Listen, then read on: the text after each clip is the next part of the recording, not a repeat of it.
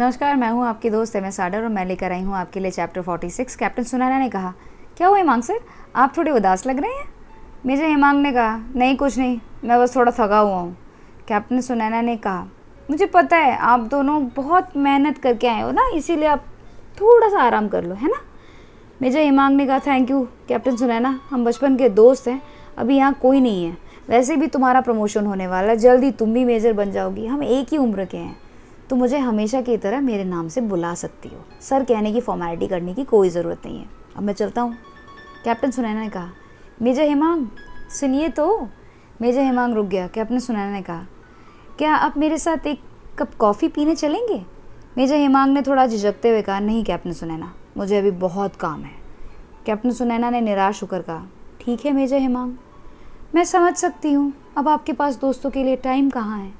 Major Hemang ने कहा, मुझे माफ़ करना कैप्टन सुनैना, मैं फिर भी कभी आपके साथ कभी और कॉफ़ी पी लूँगा, ठीक है।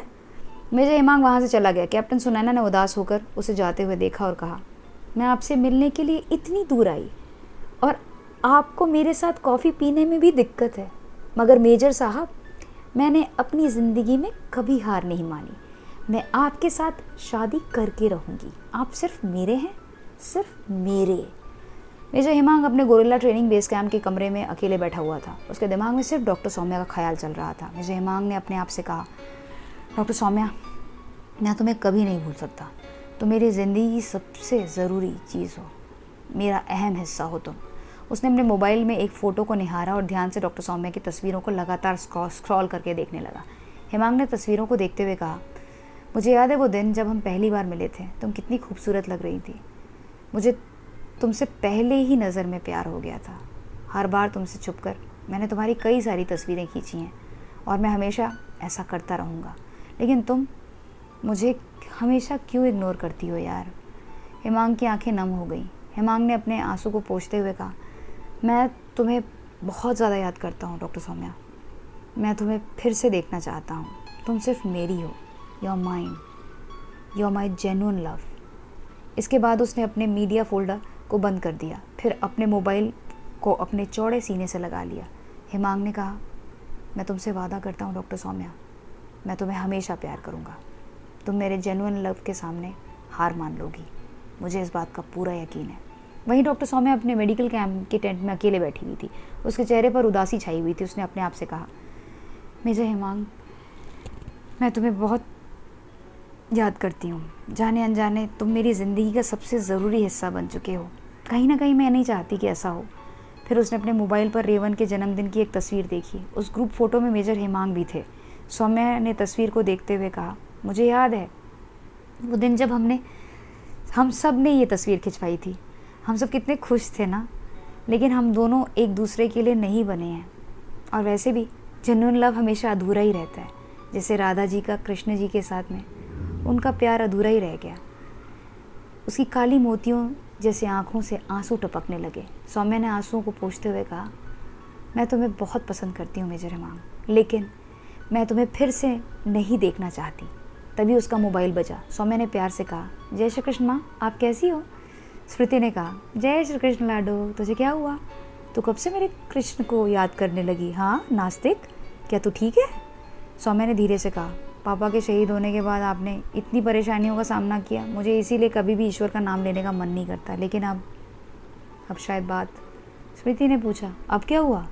सौम्या ने प्यार से कहा, अब मैं राधा कृष्ण से प्रेम करने लग गई हूँ। स्मृति ने तुरंत कहा, मुझे पूरा यकीन है प्रत्युष तुझे ज़रूर पसंद आएगा।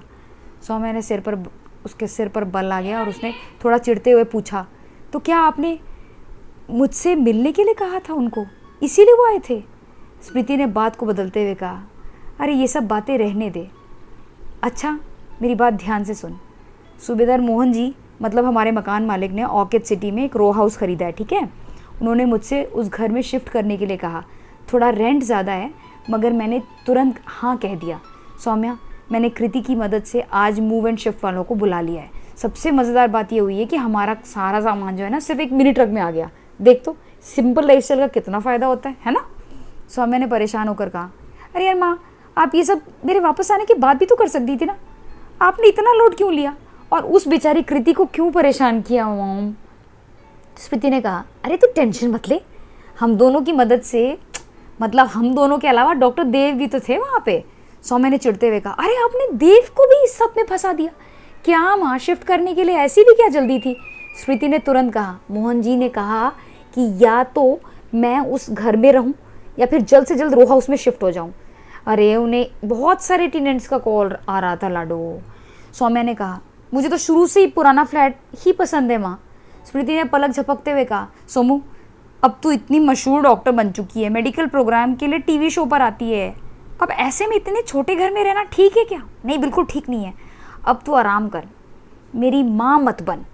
सौम्या ने तुरंत कहा, तो आप फिर से शुरू हो गई, आप और आपकी ये इमोशनल ब्लैकमेल करने की नौटंकी। माँ आप टीवी सीरियल देखना ना बिल्कुल बंद कर दो।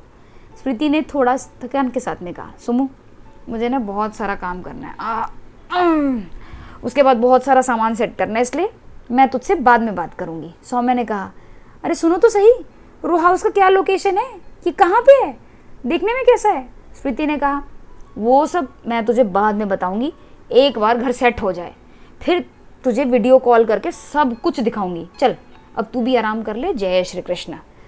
सौम्या ने थोड़ा बेमन से कहा, ठीक है जय श्री कृष्ण। तभी सौम्या का एक नोटिफिकेशन आया। आने वाले एपिसोड में, चैप्टर में हम जानेंगे कि कैसा नोटिफिकेशन था और आगे क्या क्या होने वाला है, ये कहाँ पे रो हाउस में, और ये माँ उसकी क्यों शिफ्ट कर रही है, क्या वहाँ पे कुछ नया छिपा हुआ है, कोई नई चीज़, या कहीं ऐसा तो नहीं कि वो रो हाउस प्रत्युष ने ही उसे दिलाया है। इसी के साथ इस रोमांटिक नॉवल का ये वाला चैप्टर यहीं पे कंप्लीट होता है। मिलते हैं बहुत जल्द, जिसमें मैं आप सबको अगले चैप्टर की कहानी सुनाऊंगी और सारे राज को बताऊंगी। दोस्तों आपको ये ऑडियो बुक अगर थोड़ी भी पसंद आई है तो ऑडियो बुक को लाइक कर दीजिए और चैनल को सब्सक्राइब नहीं किया तो चैनल को सब्सक्राइब कर लीजिए। Thanks for watching. हमेशा मुस्कुराते रहिए। Have a blessful life.